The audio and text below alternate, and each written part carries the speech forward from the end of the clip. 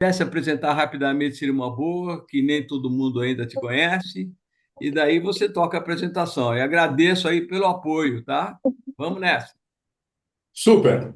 Olha, a a minha vida, vamos dizer, a parte burocrática, aquela parte meio padronizada, eu fiz Dante Alighieri, depois eu fiz escola de engenharia, fui estudar fora, voltei, trabalhei na indústria e depois no mercado financeiro. Muito igual a de todos vocês aí, de muitos de vocês. Agora, a minha cachaça é livros e fotografias antigas. É isso que me motiva para ter esse excesso de ficar horas e com a mão suando quando você pega uma peça que você estava esperando encontrar durante muitos anos. E em função disso que eu acabei fazendo essa apresentação que eu acho que a gente traz, que envolve peças da minha coleção de livros e fotografias. Por favor, Posso fazer, Wagner. vou fazer o compartilhamento, tá?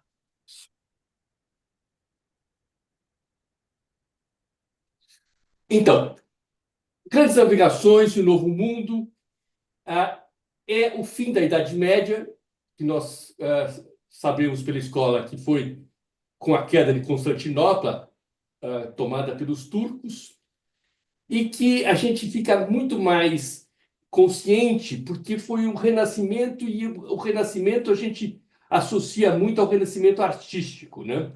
Pudera também, quando você tem Michelangelo, Leonardo da Vinci, Rafaelo, não dá para você ficar imaginando outras coisas. Mas, nessa época, teve um desenvolvimento muito grande em outros setores, particularmente nessas questões das navegações. E, voltando um pouco atrás, existiram invenções que chegaram à Europa mais ou menos nessa época, já começaram a ter seu efeito na Europa nessa época, que é a pólvora, a bússola, a imprensa de tipos móveis, papel de trapo e a caravela. A pólvora, a bússola e o papel de trapo vieram da China. A gente, já naquele tempo, a Ásia era uma força muito importante no mundo. E, de outro lado, tiveram as pessoas que souberam usar essas invenções, que aplicaram essas invenções, que são os comumente chamados desbravadores, que são esses que eu listei aí: Aloysio de Cadamosto, Pedro Cinta, Cristóvão Colombo, Vasco da Gama, Vespucci, Pedro Alves Cabral, os Pisons e o Gaspar Corte Real. Próximo.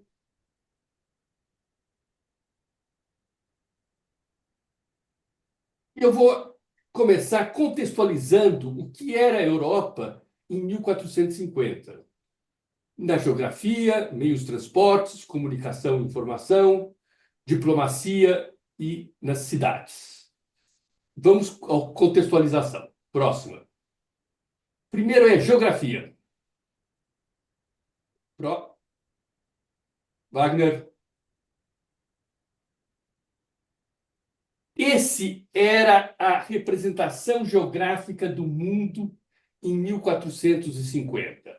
Nesse caso, é um planisfério feito em 1459 por Fra Mauro, que era um monge veneziano, e aqui é uma coisa que vai aparecer sempre nessa viagem.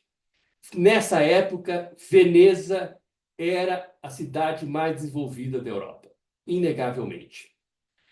O Fra Mauro, pegando documentos que tinha de Marco Polo e outras fontes árabes, porque, como eu disse, a Veneza tinha muito contato com os árabes, ele desenhou esse planisfério. Aqui ele era grande, tinha quase 2 metros mais de 2 metros de altura. Ele foi, aqui eu estou mostrando um que foi fotografado e colorido por Carlo Naia, que também era um veneziano, em 1871. E por ter feito essa fotografia, esse exemplar está muito melhor do que o original que se encontra na Biblioteca Marciana de Veneza. Observem, se vocês forem no quarto quadrante, que é esse quadrante aqui inferior direito, vocês veem a Europa ao contrário. Vocês veem a bota da Itália. E exatamente aí, a bota da Itália, e mais adiante, à esquerda, no hemisfério, a Europa, vocês vão ver o estreito lá, o que virou o canal de Suez, e o Mar Pérsico, ali em cima, mais ou menos no centro, o Mar Pérsico, no centro, o Cáspio, o Mar Cáspio. E é importante observar que tem dois rios no meio centro, que era considerado o centro do mundo, que é o Tigres e o Eufrates. Porque essa região da Babilônia foi muito importante na Idade Média. Quer dizer, Jerusalém e Babilônia foram as grandes cidades da Idade Média. Vale uma outra apresentação, certo? Agora, a Europa era isso. Então, se você chegasse lá, nessa época, e falar, me conta aí como é que é a Europa, me escreve, eles iam mostrar esse mapa para você. Certo? Bem rudimentar, né? Próximo. Para falar de meios de transportes, eu vou citar um evento de 1500 anos antes. Um evento que todos nós conhecemos, que é Ulisses, no seu retorno de Troia para sua casa em Ítaca. Ele levou 10 anos, segundo a Odisseia de Homero. Por quê? Apesar do mar Mediterrâneo ser um mar calmo, sem ondas, sem nenhuma tempestade, ele não tinha as técnicas de navegação. Eles não tinham a bússola. Eles não tinham. A navegação dependia de ventos, e, como os ventos eram muito esparsos, muito irregulares, eles remavam. E remar era muito mais lento. Então, não que ele não. Sabe, ele queria voltar para Ítaca para ir no leito matrimonial de Penélope. E Penélope era o máximo. Mas ele levou 10 anos para isso, que ele ficou errando, vamos chamar assim, pelo Mediterrâneo até conseguir chegar de volta a Ítaca. Por quê? Porque não tinha os meios de navegação. E isso prevaleceu até sei lá, 1450, 1400. Próximo.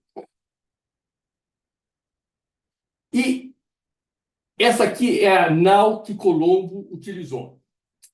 A nau, essas caravelas, foram descobertas pelos portugueses. Os portugueses foram que, por estarem no Atlântico, eles perceberam que eles não podiam usar os navios que eles tinham no Mediterrâneo.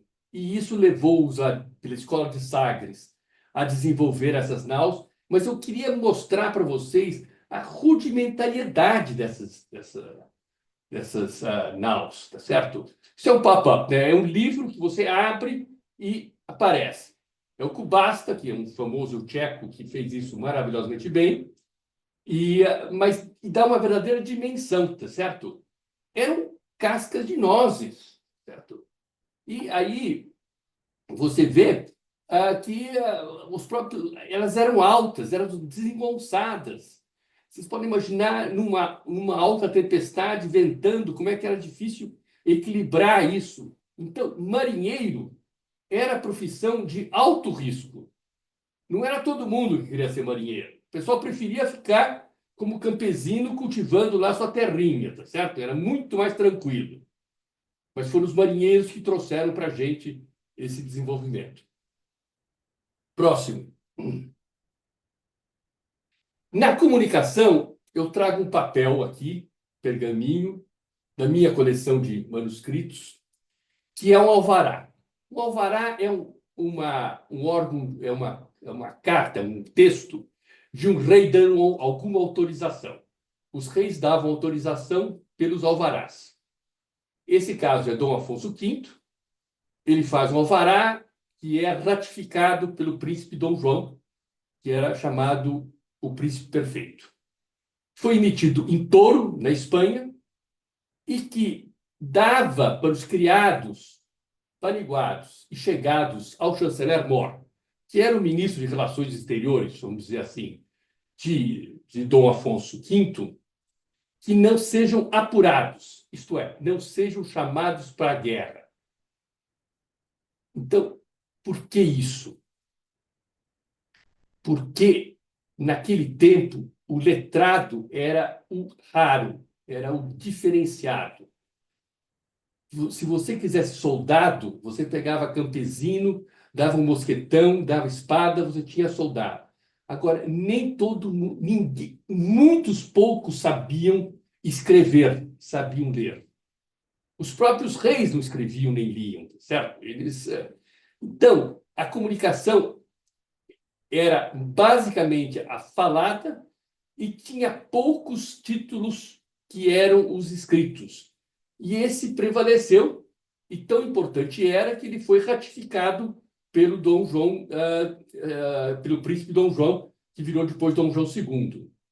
Mas vejam como era a comunicação precária.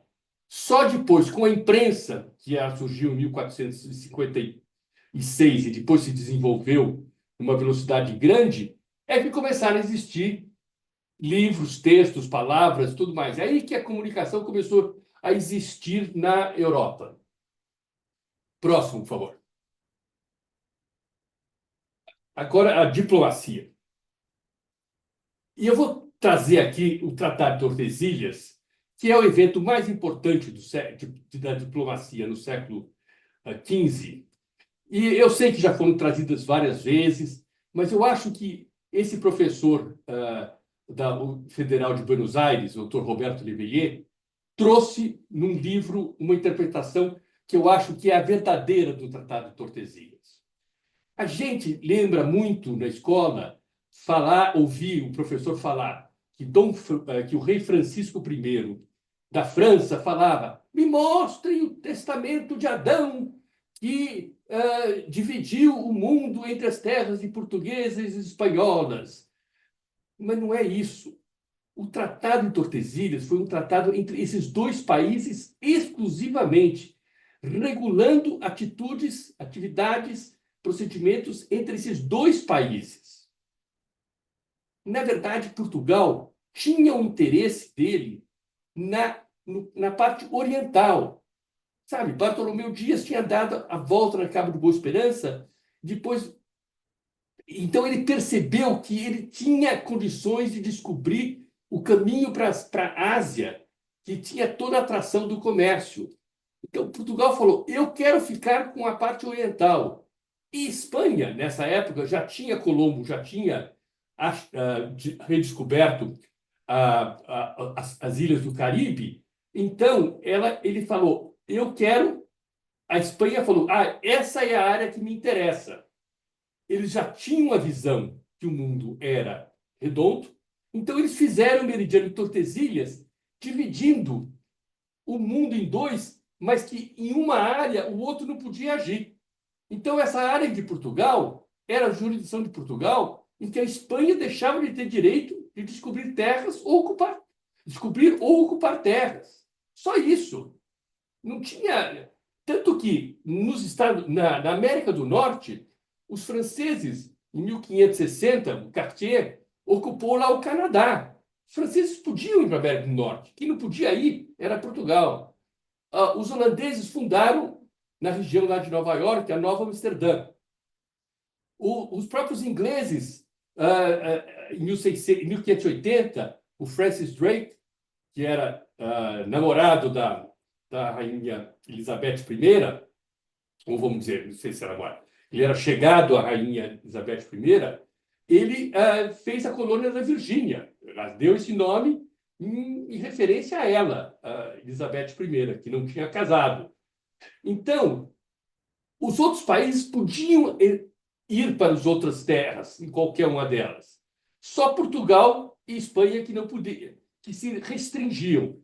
O que eles fizeram, na verdade, foi o que a gente vê muito até hoje, uma divisão de mercado, tá certo? Olha, isso aqui é meu, aquilo é seu. Você não mexe lá e eu não mexo aqui, tá certo? Então, eles dividiram o mercado e, tá certo? Levaram ao CAD da época. Quem era o CAD da época? Era o Papa, tá certo? O Papa homologou, tá certo? Então, estava tudo regularizado. Próximo, por favor. E eu dou uma divagação para mostrar da solidez do Tratado de Tordesilhas, mostrando o Tratado de Madrid, que foi assinado em 1750, ou seja, 250 anos depois, no qual o Dom João V, rei de Portugal, e o Dom Fernando VI, rei da Espanha, decidem abolir a linha meridiana de Tordesilhas. Eles resolveram ajustar as conquistas que eles tinham feito até agora para a realidade que eles tinham. Então, é por esse tratado que Portugal renuncia ao direito que alegava ter das Filipinas. Porque eram os espanhóis que tinham desenvolvido as Filipinas. Então, Portugal falou: não adianta eu querer falar que eu tenho direito se você tem posse. E também Portugal renuncia ao direito que tinha sobre a colônia de Sacramento e o território ao norte do Rio da Prata, que é o Uruguai, que era muito importante para os espanhóis, porque eram as margens do Golfo do Rio da Prata. E então, para questões de defesa, era muito importante eles terem esses dois lados do desembocadura do Rio da Prata. E, em contrapartida, a Espanha cedia a Portugal a área na América do Sul, ao oeste quer dizer, ao oeste daquela linha do Tratado de Tordesilhas, que era a região que os portugueses possuíam e que os bandeirantes tinham feito todas as excursões e tinham cravado os seus marcos lá, que é a região do Pará, Amazonas, Mato Grosso, Goiás, vai até Santa Catarina e Rio Grande do Sul. Então, o que eu acho interessante é que o Tratado de Tordesilhas terminou com o Tratado de Madrid e que os reis da Espanha e de Portugal respeitaram o que os antepassados tinham feito e resolveram regularizar essa situação. Próximo, por.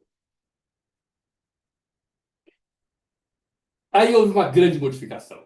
A modificação que teve foi que Ptolomeu, o livro de Ptolomeu, Cosmografia, que tinha coordenadas, isto é, latitudes e longitudes de 8.000 localizações, chegou na Europa.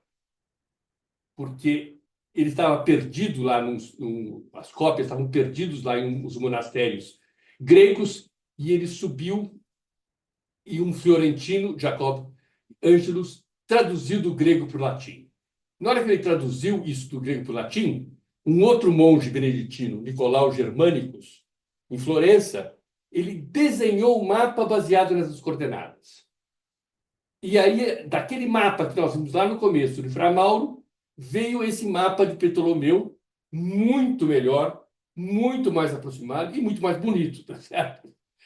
E aqui que nós estamos, e ele, ele pegou o Germânicos, Nicolau Germânicos, atualizou aquela parte noroeste da Europa com mapas mais atuais. Mas ele fez esse mapa que virou o mapa oficial do mundo nessa época. Esse Ptolomeu é um grande, é realmente o pai da geografia. Próximo. Para falar das urbes, das cidades, eu vou me valer nesse livro que é o Crônica de Nuremberg, publicado pelo Schedel, em 1493. É um livro fantástico.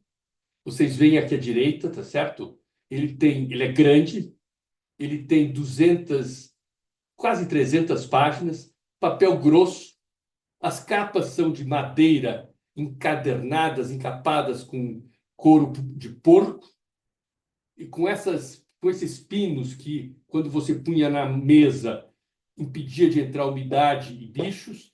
Em suma, ele fez 2.200 desses livros, dessa edição, um em latim e outro em alemão, e hoje ainda acho que 1.200 são preservadas. Quando você faz as coisas com qualidade, elas são preservadas.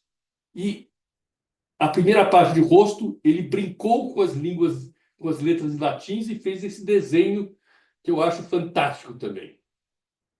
Próxima. Schedel, ele faz a Crônica Nuremberg, que ele conta a história desde o começo do mundo. Então, ele faz desde o começo, quando a Terra era o centro do mundo, tinha um arco que era água, depois era ar, depois era fogo, depois vinha a Lua, Mercúrio, Vênus, Marte, tudo. E ao lado, vocês dão uma olhada, aí tem Menelau, Helena, vocês veem as figuras. É um livro que tem assim 1.600 gravuras. Pares, tá certo? É a história de Troia, né? Hércules, Heitor, Agamenon. Então, ele vai contando a história do mundo e recheando com o objeto que eu vou trazer aqui, que são as cidades da Europa. Ele tem 30 cidades. Eu escolhi as 8 ou 12, que são as mais importantes da época. Próximo, por favor. Ou pelo menos as que nós gostamos. Esse aí, ele usou o mapa de Ptolomeu, tá certo? E aí vocês observam que, só para fazer um detalhe, Colombo, ele fez o cálculo de quanto tempo ele ia levar para chegar na América, na Índia, por esse mapa. Esse que ele, quando ele chegou lá, ele calculou, sei lá, 40, 50 dias, e quando ele chegou na América, ele achou que tinha chegado na Índia, porque era o cálculo dele, de acordo com Ptolomeu. Próximo, por favor.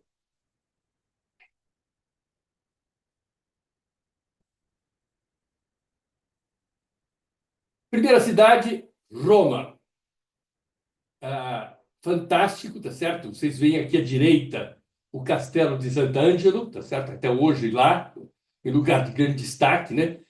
Ele fez todos esses desenhos desse mesmo ponto de perspectiva. Essas foram as primeiras gravuras dessas cidades europeias. Não tinham antes. Essa é a primeira representação de Roma. Tá? E ele fala aí, tá certo, que tem um anfiteatro chamado Coliseu, banhos comunais, arcos triunfais, mas muitas coisas foram destruídas e enterradas como ruínas. Já naquela época ele criticava essa atitude dos romanos. Agora eu vou te contar até uma história, uma historinha disso aí. Em 1536, Carlos V foi visitar o Papa. Carlos V era o maior imperador dos Sacros Império Germânico-Romano, era realmente o rei mais poderoso de muitos séculos ali em volta. Ele chega e vai visitar o Papa. Ele desce ali perto da ponte do Castelo São Ângelo, deve ter subido a pé, e o Papa terceiro, Paulo III, o recebeu naquela varanda ali em cima, na segunda varanda, que tem aquelas coluninhas. Ali era a coluna Vaticano, que era o nome do Vaticano. O Papa o recebeu lá e ele era o homem mais importante da Europa. O Papa ficou constrangidíssimo porque ele recebeu Carlos V numa varandinha, vamos chamar assim. Encerrada a reunião, ele deve ter virado, conta a lenda, que ele chegou e falou com aquela voz de Papa: Chiamate il signore Buonarroti. E aí Michelangelo apareceu e nessa varandinha fez o Capitólio, tá certo? Aquela praça arquitetura fantástica de Roma foi feita nessa época. Foi projeto do Michelangelo em função da visita de Carlos V. Próximo, Jorge. Veneza. Como eu digo, Veneza era a cidade mais célebre da Europa, mais poderosa, mais culta, onde que as coisas aconteciam na Europa até essa época. Mas nessa época ela estava no auge ainda, o fim do auge dela. E aí o Hartmann, ele escreve em primeira pessoa, ele fala o seguinte: desejo lançar uma previsão sobre essa tão afortunada cidade. Uma formiga poderá beber todas as águas salgadas do mar. E uma tartaruga poderá circundar o mundo inteiro, mas mesmo assim, o Império e o Santo Senado de Veneza não desmoronarão. Eu fico impressionado com a respeito que esse alemão de Nuremberg tinha pela cidade de Veneza. Próximo, Rô. Verona, e eu trouxe aqui Verona muito mais pelo que o Scheidel escreveu embaixo. Ele fala que Teodorico, os reis ostrogodos, sabendo que na terra de Verona havia vinho de uvas de passa com aroma e sabor muito agradáveis, providenciou para que fossem levadas para Roma. Então, homenagem a nós que temos aí uma vertente no grupo de amantes de vinho. Então, eu trouxe isso aí mais em homenagem a esses. Próximo, por favor. Gênova, que eu acho que é uma representação espetacular. Quem já esteve em Gênova vê que é exatamente essa cidade de Gênova. Tem ali o Mole, né, a área das docas, uma baía, um farol, sabe? É perfeita essa representação de Gênova. Eu fiquei assim encantado com ela, por isso que eu a trouxe. Também uma cidade murada, porque todas as cidades europeias tinham uma grande preocupação com a defesa. Ele conta que o Carlos Magno e os sucessivos reis da França governaram Gênova por quase 100 anos com a mais alta justiça e civilidade. Ele registra isso. Próxima. Florença. Uma cidade é a flor das cidades da Itália, adornada por dois poetas, Dante Alighieri e Francesco Petrarca. Vocês veem aí que a Fonte Vecchia, ela só tinha metade das casas construídas, tá certo? Aquelas hoje lojas que vendem bugigangas turísticas, tá certo? E vocês veem aí o Duomo, aí tá o Duomo lá atrás e o Campanile de Giotto, que ele, Chardin, descreve que foi erguida uma torre de mármore brilhante entre os demais campanários do mundo, que é o campanário de Giotto. Nós que estudamos o Dante Alighieri sabemos o que o pessoal lá idolatrava esse campanário, que é realmente uma obra excepcional, certo? Próxima, por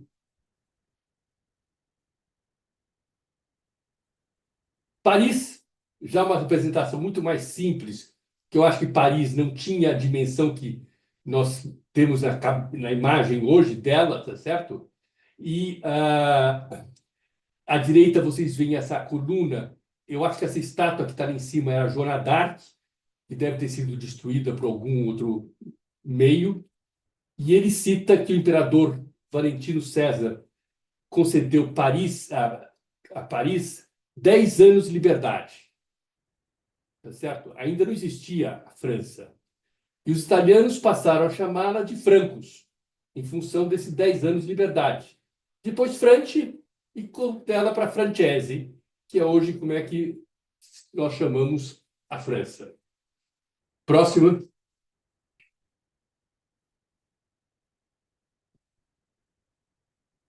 Estrasburgo. Eu trouxe isso, mas em homenagem a Estrasburgo, porque já o Hartmann cita nessa época que esse era o imóvel mais, a Catedral de Estrasburgo era o edifício mais alto da Europa, certo? Então, quem construiu, eu tenho uma admiração enorme por esses construtores, que o cara conseguiu construir a catedral mais alta da Europa, realmente fantástica.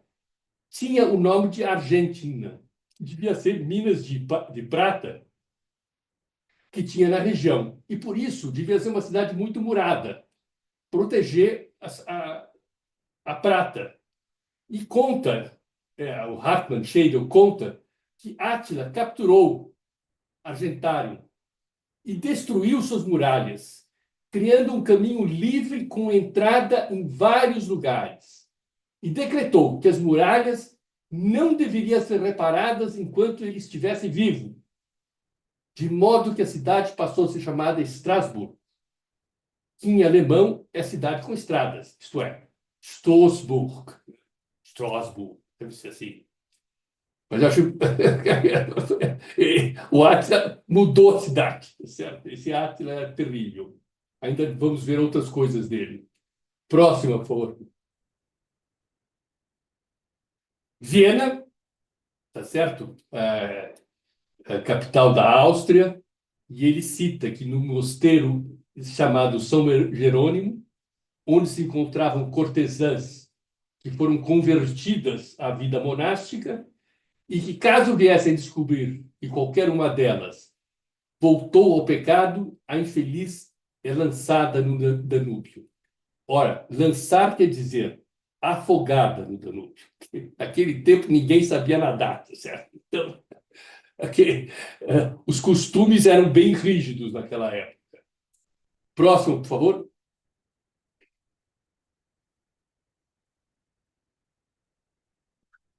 Constantinopla, a cidade central da Turquia, da Idade Média. Vocês veem aí, impressionante, as correntes que bloqueavam o Bósforo para impedir a entrada no Mar Negro, tá certo? Então, eu posso imaginar essas correntes, como é que essas correntes eram feitas. Certamente na metalurgia, tá certo? Eram forjadas. Mas como é que eles lançavam no rio? Como é que levavam para o outro lado? Para mim, é coisas inacreditáveis. Observem que também Constantinopla tinha os rios dentro, ela tinha água que circulava dentro das cidades, coisa que não era comum nas cidades europeias.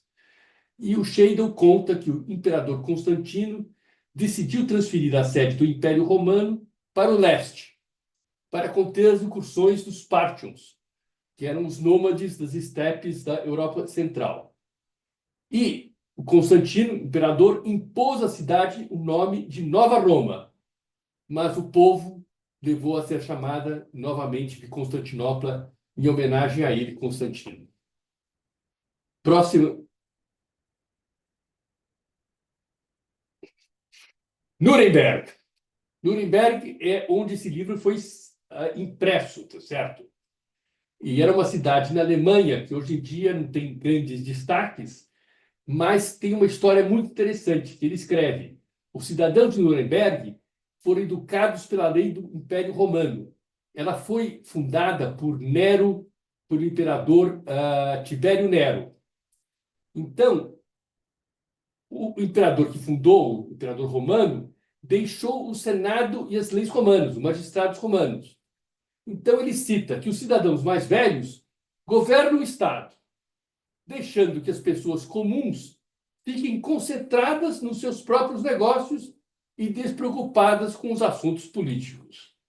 Parece bom, né? Então, próximo, por favor. Buda. O tempo que Budapeste era só Buda, certo? E aí, Átila determinou que Singábria, que era um antigo nome de Buda, passasse a ser chamada de cidade de Átila. Átila veio daquela região, né? Entretanto, seu irmão resolveu alterá-la com seu próprio nome, Buda.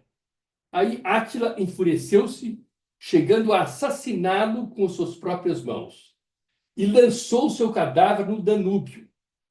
E em um novo édito, Átila ordenou que a cidade voltasse a se chamar Cidade de Átila, mas os habitantes, os hunos, não acataram e continuaram a chamá-la de Buda. Interessante isso. Próxima.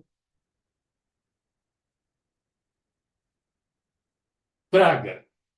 Aí o Scheidel coloca no pessoal. Em minha opinião, nenhum outro reino da Europa apresenta tão numerosas e tão bem decoradas igrejas como as da Boêmia. Destacam-se janelas altas e muito largas, com vidros trespassados de luz solar, tudo em fantásticos trabalhos de artesanato. É os cristais da Boêmia, tá certo? E já, naquela época já eram reconhecidos, e ele, visitando a cidade, ficou encantada com ela. Eu acho fascinante isso, tá certo? Os cristais da Boêmia já refletidos, já reconhecidos nessa época. Próximo. Por último, eu não podia deixar de ter uma cidade, pegar entre as cidades que ele mostra, uma cidade da Polônia, tá certo? E aí tem Cracóvia. Ele escreve muito pouco sobre a Cracóvia, mas, inclusive, essa gravura está assinada por uma outra pessoa, C. Lepardia. Eu não entendi bem isso no livro, mas aí está a cidade Cracóvia, que já era uma cidade importante, né, no mundo, era murada e conectada com a cidade que hoje em dia é um bairro da Cracóvia, que é Casimiros. Próxima por.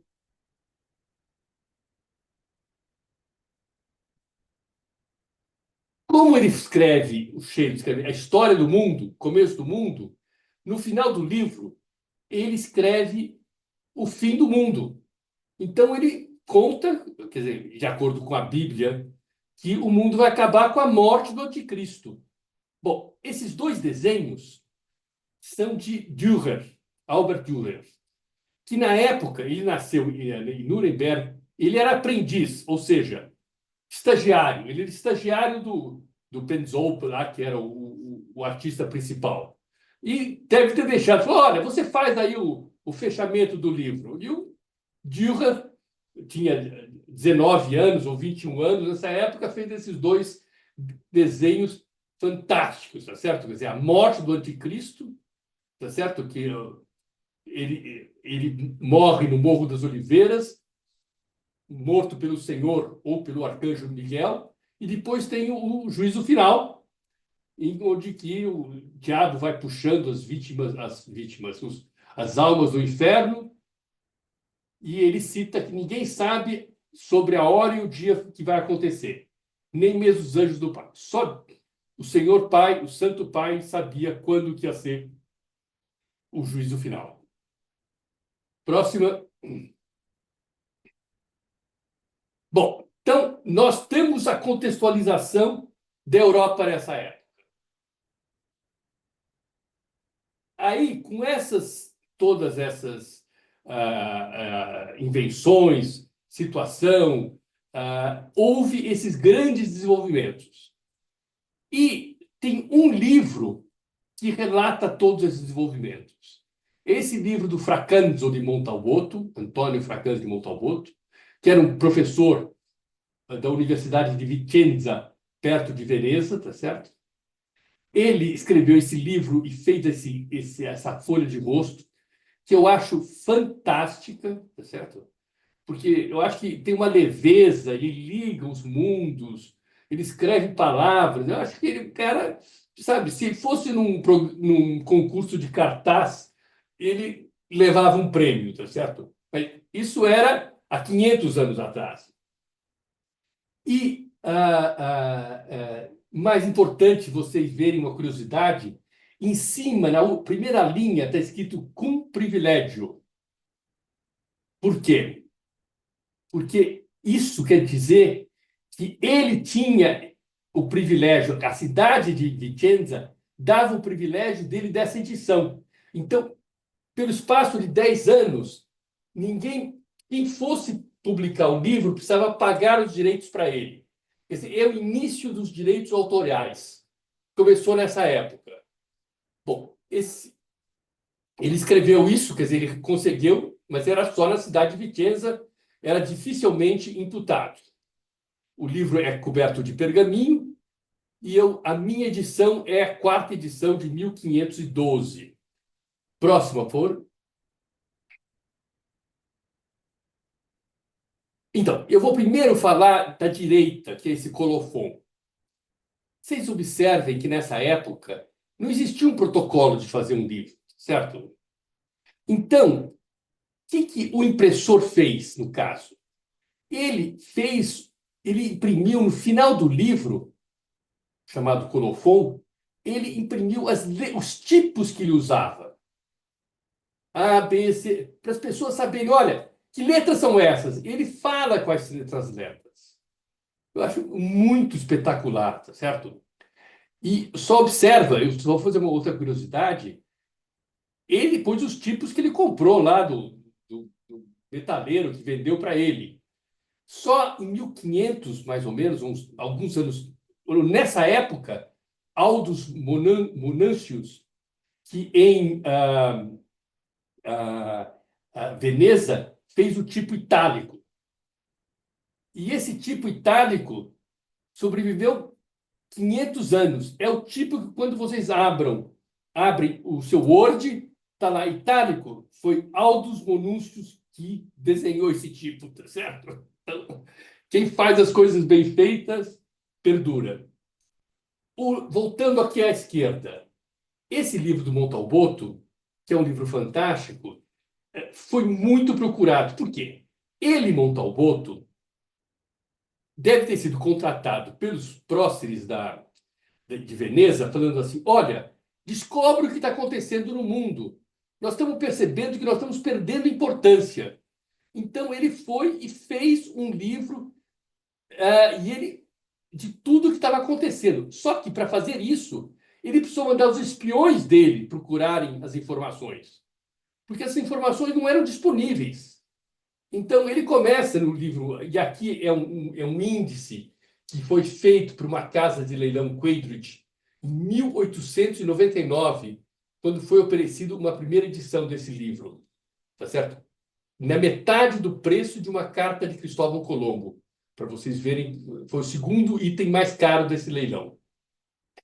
Ele conta nesse livro todas essas aventuras. Então, começa com as viagens de Cadamosto, que são muito importantes, porque Cadamosto era um veneziano que, sabendo que Portugal tinha todo esse desenvolvimento, foi até Portugal para velejar por Portugal, e ele foi o primeiro homem que desceu para a África e atravessou o Equador e chegou na Costa dos Leões. E aí, a Serra dos Leões, e aí ele enxergou o Cruzeiro do Sul. Então, ele constatou que a calota das estrelas no hemisfério sul era diferente. Então, não podiam mais se orientar com as estrelas do norte, tá certo? Tinha outra, ele foi o primeiro homem europeu que viu o Cruzeiro do Sul. E assim ele vai desenvolvendo, ele achou os relatos de Vasco da Gama, ele achou os relatos, ele foi e achou em Portugal, ele roubou a carta de Pero Vaz Caminha e escreveu um resumo da carta de Pedro Vaz Caminha. Ele fez do livro do Pietro de Marte, ele fez as cartas, descrições de Columbus. De Vespucci, ele conseguiu a carta com Lourenço de Médici. Ele conseguiu outras cartas que eram meio segredos, tanto na Espanha como em Portugal, e ele conseguiu tudo isso e pôs nesse livro. Resultado, foi um best-seller da época, quer dizer, ele recebeu 35 edições nos seus primeiros 15 anos. Algumas que pagaram privilégio, outras que foram simplesmente roubadas, porque ele foi escrito em italiano e todo mundo queria saber o que estava acontecendo no mundo, porque não tinham essas informações. Os reis não davam as informações. Então, foi a primeira grande difusão de uma informação existente. Próximo, por favor. E esse livro começa, e isso eu acho emocionante. Livro primo. Incomienza il libro della prima navigazione per oceano alla terra dei negri della Bassa Etiópia, África, per comandamento de ilustríssimo signore Infante Dom Ulrich, fratello de Dom Duarte, rei de Portugal. O Dom Ulrich é o infante Dom Henrique. Então, esse cara, desculpe, esse senhor, esse professor, esse grande homem, começa o livro dele reconhecendo que Dom Infante Dom Henrique, que permitiu, fez a primeira navegação e abriu esse mundo para toda a Europa. Eu acho assim, sabe? Ele reconhece isso. Essas são as 3 primeiras linhas do livro dele, tá certo? Eu acho espetacular. E aí ele começa a contar. Então, no primeiro capítulo, no primeiro parágrafo, tem o Aloísio de Cadamosto, tá certo? Ele conta a história de Luís de Cadamosto, da nobre cidade de Veneza, e assim vai. Próximo, por favor. E ele vai descrevendo. Eu copiei, eu tirei aqui extratos desse livro, né? Ele descreve a condição da Isla Espanhola. A Isla Espanhola é a ilha de Cuba.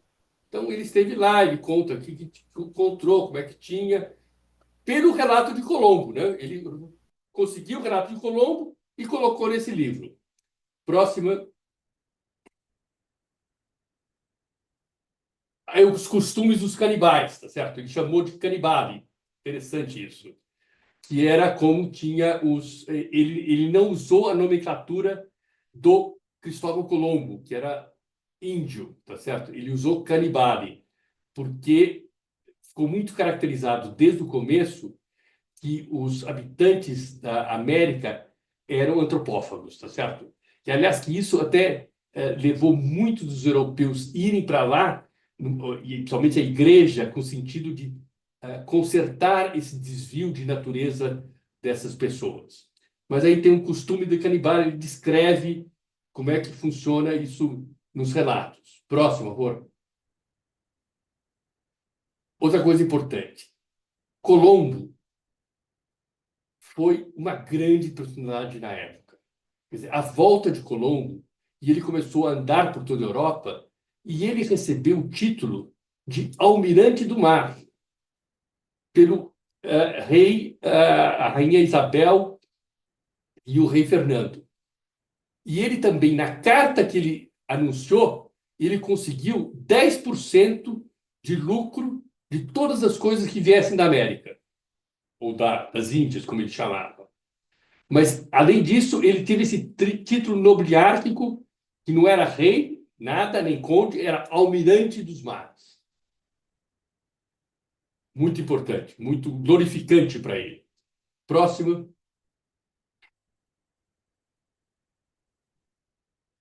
Aí é Pison.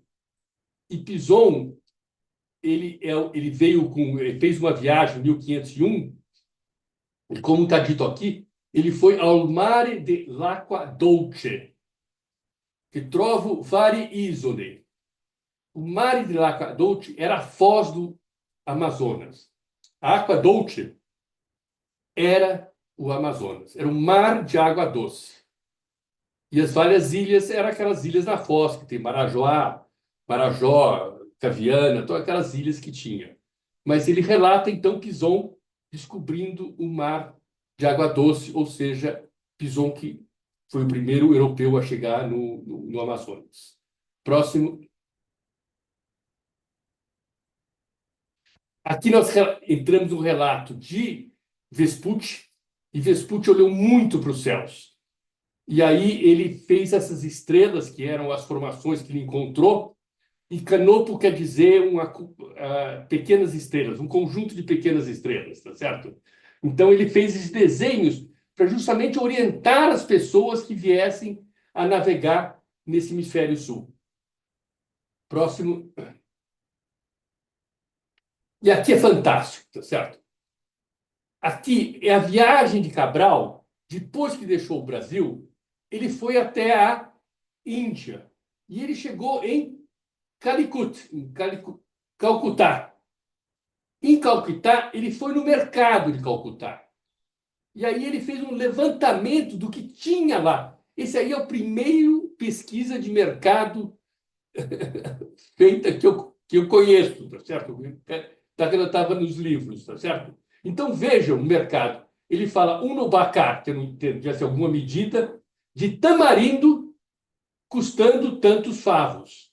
E assim ele vai descrevendo, olha, na quarta linha vocês vão encontrar laca, tá certo? Depois pepper longa, depois sandoli, tá certo? Cânfora, incenso. Isso tudo estava no mercado de Calcutá. Como eu disse, a Ásia, o Calcuta, era muito mais desenvolvido que as cidades europeias. E tinha essa amplitude de produtos. Até na terceira de baixo para cima, na quarta de baixo para cima, vocês encontram ópio. Vendia-se no mercado de Calcutá ópio, tá certo? E na última linha, que eu tirei de um outro parágrafo que tinha lá, Brasília, lenha de Tanazar.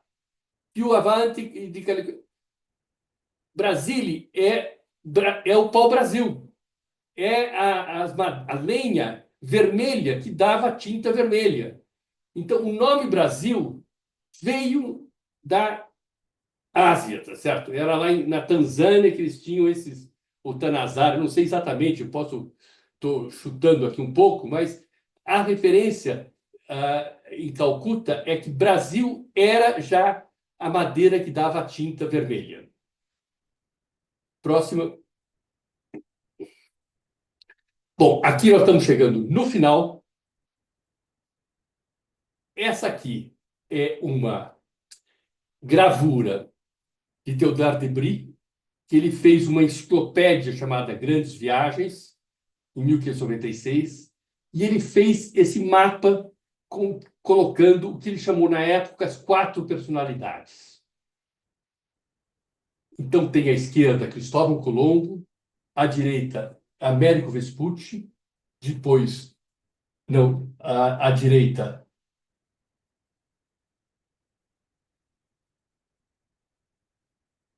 não, é Cristóvão Colombo, não sei se é Américo Vespucci, aqui é Francisco Pizarro, aqui é Américo Vespucci aqui, é Francisco Magalhães aqui, Fernando Magalhães, e Francisco Pizarro.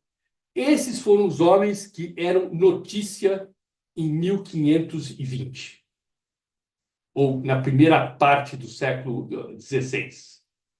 E outra coisa que é importante a gente reparar aqui é o seguinte: na época, eles já tinham percebido que o hemisfério norte tinha muito mais terras físicas, do que o hemisfério sul. Porque toda a Ásia e a Europa era hemisfério norte. Uma parte da África era hemisfério norte. Então, eles achavam que para a Terra se equilibrar, tinha que ter uma mesma quantidade de terra do hemisfério sul. E por isso que eles achavam que a Antártica era assim tão grande como está aí. Isso aí foi só uma dedução que algum cara falou: olha, para a Terra é redonda, mas para ela se equilibrar, ela tem que ter a mesma quantidade de terra, senão ela vai começar a fazer um spin-off aí, sair por aí. Então, foi feita essa gravura, essa representação da Antártica, tá certo? Mas essa gravura, para mim, tá certo, é absolutamente fascinante. E dá margem para agora para a última gravura, que nós estamos vendo esses homens. E aí, eu vou chamar esses homens, como a Fátima me indicou, os primeiros empreendedores do mundo. Eles, na verdade, foram os empreendedores, porque eles não foram os reis, eles não foram Alexandre Magno, não foram Ramsés II que fizeram aquilo. Eles não eram os reis, eles conseguiram as invenções da época, recursos com capitalistas, que eram os reis, e fizeram esses novos empreendimentos. E hoje, nós estamos também numa época semelhante, né?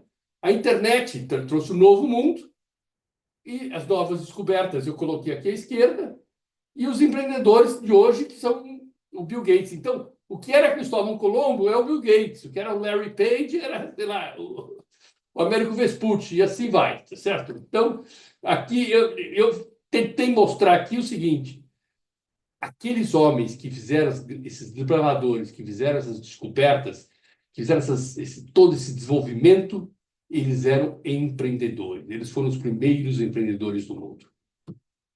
Muito bom. Fantástico. Obrigado. Muito legal. Muito bom. É. Maravilha, Rui. Maravilha. Valeu, Rui. Muito bom. Então vamos Muito lá. bem, parabéns. Aplausos. Parabéns, foi ótimo. Muito legal. Puxa, sensacional. Sensacional. Parabéns, Rui. Muito legal. Obrigado. Muita erudição, Rui. Muito bom. Possível, Rui. Se for possível, eu gostaria muito que também no nosso grupo, além da tua exposição, fosse colocado no grupo o PowerPoint, porque as imagens Eu que vou você pôr. são sensacionais. nacionais para a gente curtir, é uma coisa maravilhosa. E eu estava Muito bom. reparando, naqueles livros do italiano, ele escreve meio italiano e meio vêneto, que é lá daquela região de Vicenza, de Verona. Exatamente. Sensacional. Fala. O que me impressiona naqueles dois livros é que eles não tinham o protocolo de como escrever um livro. Entende? Hoje em dia você contrata um web design, você sabe como é que faz um livro, começa com prefácio, depois capítulo, depois isso, aquilo. Eles não tinham nada disso. Então eles começaram do zero. E eles fizeram coisas com lógica. Tá certo? Isso que eu acho assim, espetacular. Quer dizer, as pessoas pensaram antes, fizeram, tiveram cuidado, o capricho. E o fato desses livros, principalmente a Crônica de Nuremberg, ser preservada até hoje, É com essas impressionante. informações que tem, Uhum. sabe, é fantástico. Essas pessoas, o Hartmann Channel, desapareceu na história, tá certo? Mas para aqueles que nós, como nós, que vamos pesquisar, a gente dá honras para ele, porque eles foram grandes pessoas, certo? É verdade. Isso é verdade mesmo. Muito bom. Exatamente. Eu queria Agora, fazer uma colocação, queria fazer uma pergunta. Fala, Vamos Guilherme.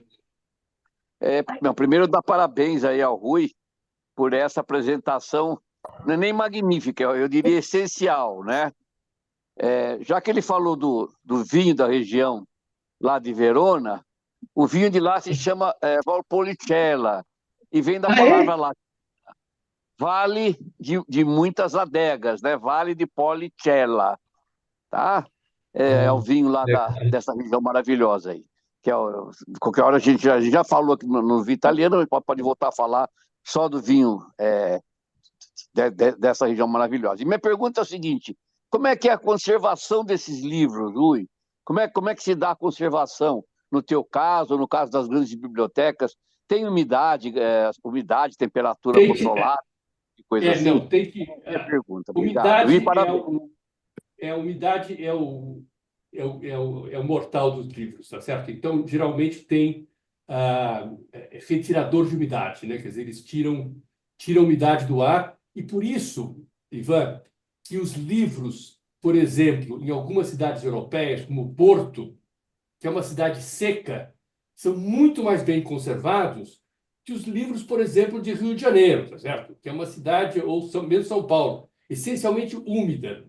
Então, aqui a gente tem que lutar para manter o ambiente mais seco possível, tirando água, tem desumidificador, tá certo? E evitar bicho, tá certo? Evitar bicho, hoje em dia está muito mais fácil, porque tem os químicos os produtos químicos que tiram. Hoje em dia está muito mais fácil conservar os livros, tá certo? E fundamental nos livros é você abri-los, lê-los, tá certo? Porque quando você menos pensa, entra um bicho, tá certo? Pela capa e ele vai em frente, né? Eles são bichos, eles são fóbicos de luz, tá certo? Então eles só ficam dentro do livro, eles não saem para fora do livro. Então a gente tem que ler sempre, abrir os livros para, se por acaso tiver um bichinho meio solto lá que entrou, você pegar logo e matar, tá certo? Você tem que estar folheando de tempo em tempo, né? Exatamente. Muito bom. Obrigado, viu? Exatamente. Parabéns. Super. Ok, mais alguma pergunta ou alguma consideração?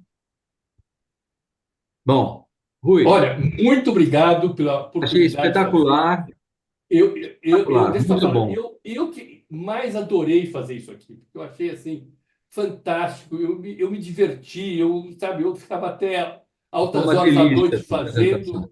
fazendo, então é essas coisas que fascinam, tá certo? Como eu disse no começo, é a minha cachaça, tá certo? Cara, Olha, eu queria, antes de cara, terminar, mas não precisa botar ô, nada dentro, Wagner, não. Só oi, com melzinho só.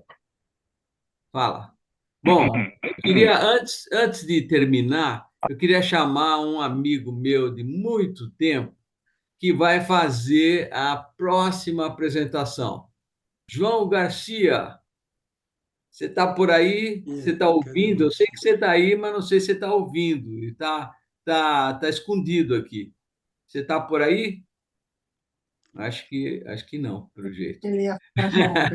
Mas, Qual é enfim, qual é a próxima apresentação, Wagner? a próxima apresentação é o João Garcia é do IPT, onde eu trabalhei, o Hélio, que está aqui, trabalhou, não é? E o João, ele é um caricaturista, trabalha na área de informação, né? E ele vai falar sobre a TECA, Tricotando Consciência. Manaus também foi de PT, que está aqui, né? E ele vai fazer essa. O Marcos, que está aqui também foi de PT. Enfim. E a Andreina, que está aqui, também foi de PT. Bom, o Custódio. É uma panela aí, hein, cara? Bom, é uma panela, é. Bom, então vai ser a próxima apresentação da segunda-feira que vem. Ok? O Wagner, só queria fazer uma... João? Wagner, eu queria fazer Oi. uma última pergunta, pelo menos minha Ah. última pergunta. Eu queria Por favor. saber como foram conseguidas, como você fez a cópia dessas figuras que você colocou na apresentação. Existe uma edição recente da Crônica de Nuremberg, feita por uns americanos. Eles traduziram e fizeram todas as imagens. São 4 volumes, trabalho fantástico. Eles traduziram do latim toda a crônica para o inglês, tá certo? Então tem uma edição, quase um estudo sobre a crônica de Nuremberg. E eu peguei, eu abri essas imagens, esse livro, para conseguir, depois eu vou encadernar, mas eu abri para tirar essas imagens mais perfeitas, tá certo? Porque se eu fosse tirar do livro original, eu estragava e ia machucar. Com certeza. Então, eu usei esse artifício e também eu não sei latim suficiente, certo? Aliás, eu não sei latim, tá certo? Então, eu usei todas aquelas expressões que eu uso embaixo, que vem na crônica, eu tirei desse livro em inglês, tá certo? Desses americanos que fizeram. Legal. Não, porque realmente foi curioso, porque as imagens estão perfeitas. Realmente eu fiquei curioso por saber como você tinha conseguido isso. Parabéns. Mas agora, é impressionante, ele fez 30 imagens das cidades europeias e também fez Jerusalém. Olha, eu não pus Jerusalém porque não quis fugir muito do nosso tópico, mas é um trabalho emocionante. Todas do mesmo ângulo, por cima. Ele não tinha drone, não tinha nada. Ele tirava a visão superior, ele conseguia... Espetacular, um trabalho... Sensacional. É isso aí. Olha, Verdade. falei aqui com o Realmente. João, ele não está podendo entrar porque disse que a comunicação dele, né, a conexão dele está muito precária. Mas ele está aí, estava aí vendo a tua apresentação, Rui. Tem o Fábio Taioli aqui também, que era do IPT, né, que está aqui, mais um. Então tá, semana que vem, com essa apresentação TECA, Tricotando Consciência. Vamos nessa. Ótimo. Ok, pessoal.